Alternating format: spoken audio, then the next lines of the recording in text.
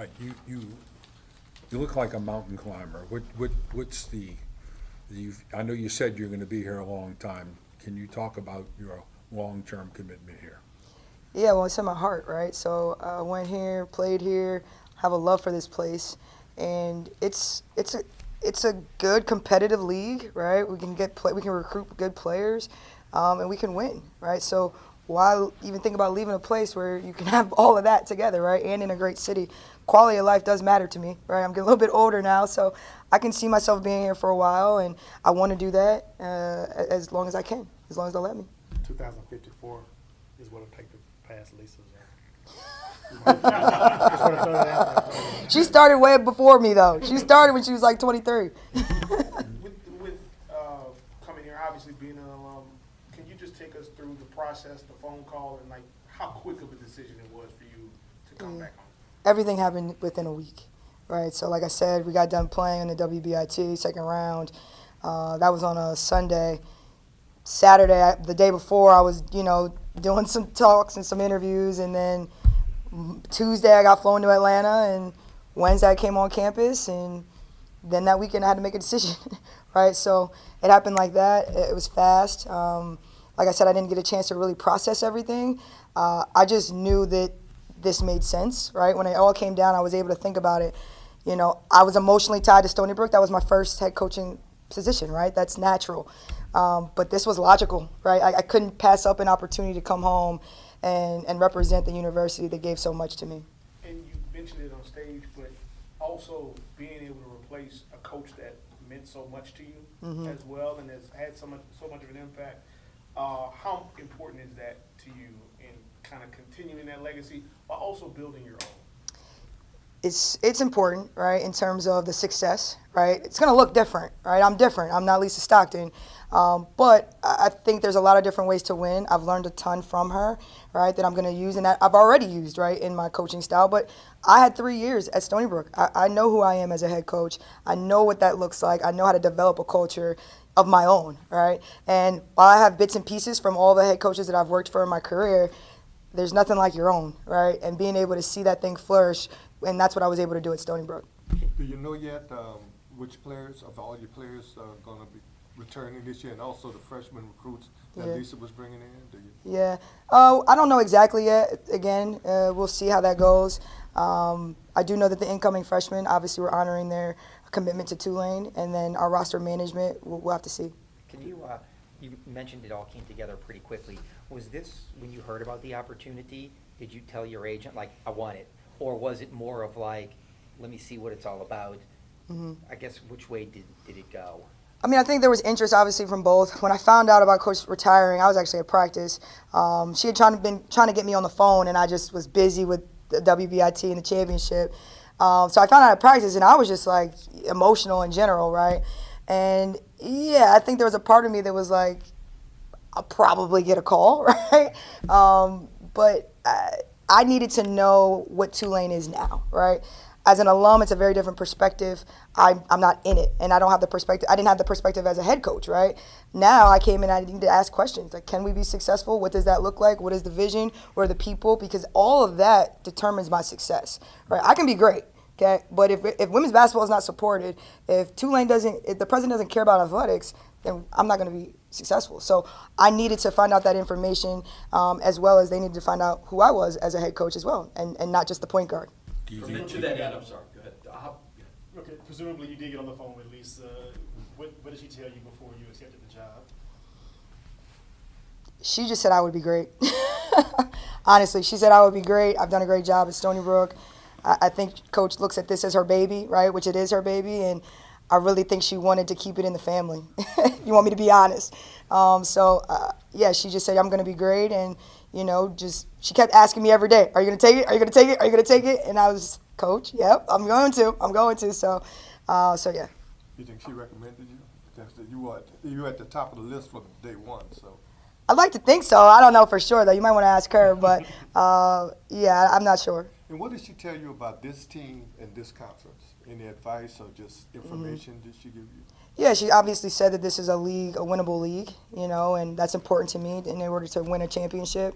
And then, yeah, she just told me little things here and there, whatever I asked for in terms of the culture and the returning players and, you know, all that. We talk about that overtime, what was it, triple overtime game against Temple, right? They had me staying up till 1 a.m. I'm on the East Coast time. I'm like, I got to go to bed, right? But, yeah, so she gave me some advice, you know, moving forward, which was important. Do you plan to bring in any bigs? I know you just got here, but do you plan to bring in any bigs and any through the graduate program? Yeah, we got to get in the transfer portal. We got to get some size and some length for sure to be able to compete right away for a championship.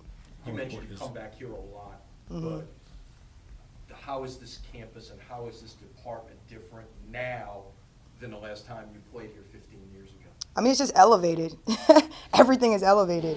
I made a joke about Bruff, right? That's just a simple cafeteria, but now it's the Commons. Now they got training table. Like, we didn't have all that. So it's awesome to see the success of football, right? Just, I think we're popping right now, honestly, right? I just think that we're popular right now, and it's a great time to rejoin and be back here. But campus itself doesn't look too different, right? I can still see everything, and I can envision it as I was before, but I just think it feels different. It feels elevated. I think the American Conference, it just feels big time, and I'm excited to be a part of it. How important is NIL, Coach?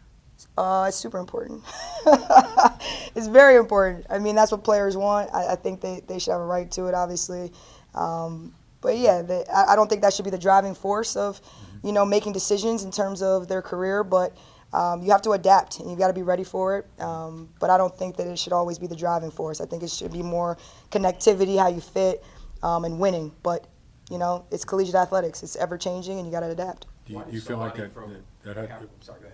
do you feel like you have to elevate in that area to get where you want to be? Well, honestly, I mean, relative to the league, and we have to compare, right? We're comparing to the league. We're not comparing ourselves to SEC, ACC, right? That doesn't make sense, right? So I think comparison in our league, we're in a good position with NIL, right? So we're in a good position. Obviously, there's always room for improvement. We got to do that, but I think in a good position to compete. How did somebody from Harrisburg, Pennsylvania pick Tulane 2 decades ago? And how much of that is going to be your message to potential recruits going forward? Sure. I mean, I think in recruiting, you're always trying to tell a story, regardless to recruits and to people around your program. It's just nice that I actually lived this actual story about this institution. So I think that'll be so much easier, and they'll feel the passion, right? I've worked at other institutions, and I love those places, but there's nothing like something that birthed you, right? That I actually walked the same walk as my players, went to the same classes, ate in the same, like, there's just nothing like that. So, yeah, I think I'm going to use that a ton. And how did I get here? I played on the Philadelphia Bells AAU team.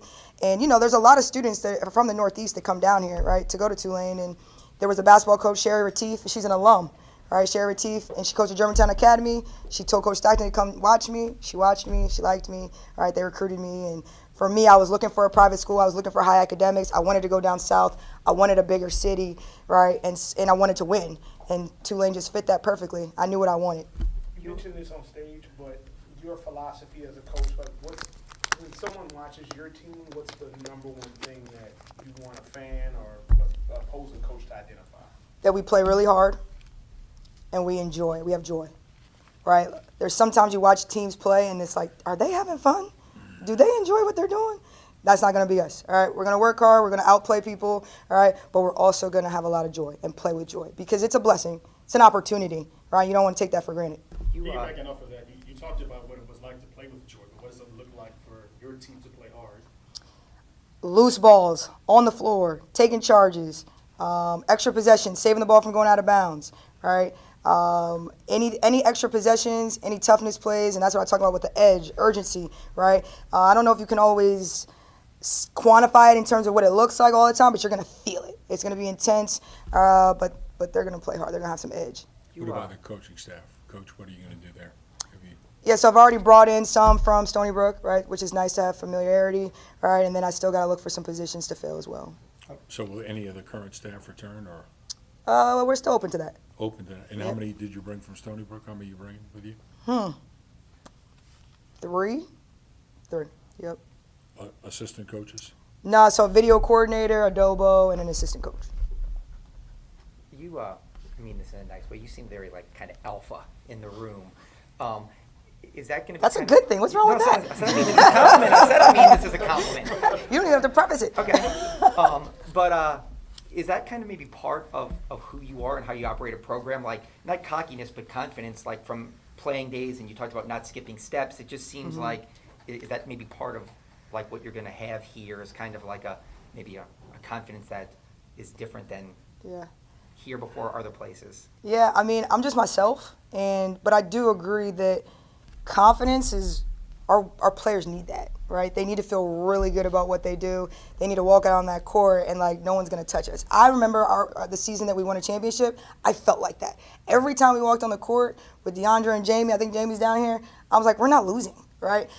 And if you have that mentality, you're gonna win, right? And so yes, I'm gonna carry myself that way.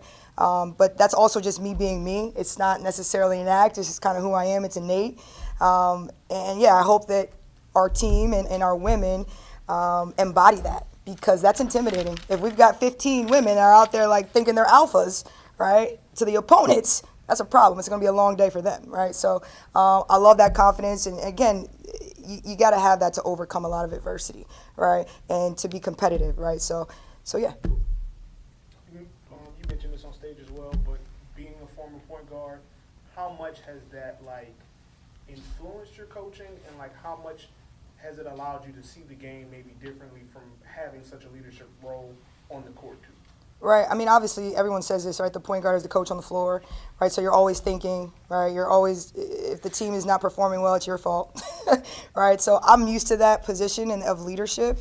And yeah, I think point guards, if you look at a lot of head coaches, they're usually guards or point guards. It is what it is. We're used to that. But yeah, I'm always thinking the game. I was always thinking the game as a player.